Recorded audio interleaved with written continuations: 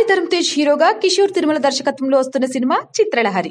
ఈ సినిమా విడుదల దగ్గర పట్టడంతో ప్రమోషన్ స్టార్ట్ చేశారు ఆ చిత్ర బృందం. అందులో భాగంగా టీజర్ విడుదల చేశారు. సాయి ధరమ్ తేజ్ మాటలతో ఈ టీజర్ మొదలవుతుంది.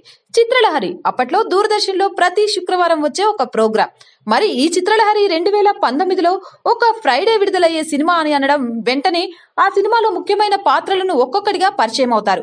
మొదట హీరోయిన్ పాత్ర. మగాళ్ళంతా సేమ్, మనల్ని రీచ్ అయ్యే వరకు ఒకలా ఉంటారు, రీచ్ అయ్యాక ఒకేలా ఉంటారు అని అనడం. రెండో పాత్ర కూడా హీరోయిన్ అవ్వడం. నా గురించి చెప్పుకోవాలంటే కాస్త టైం కావాలి అని అనడం. ఆ తర్వాత మన కమీడియన్ సునీల్ పాత్ర పరిచయం అవుతుంది.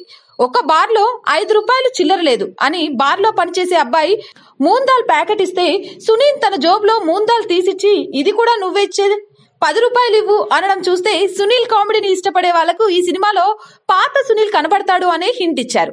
ఇక ముఖ్యమైన పాత్ర అంటూ తేజుని పరిచయం చేస్తారు. నా పేరు విజయ్, నా పేరులో ఉండే విజయం అనే మాట రాగానే కరెంటు పోవడంతో ఈ సినిమాలో తేజు తనని తాను అన్లక్కీ అనుకునే ఓ పాత్ర చేశాడని తెలుస్తుంది.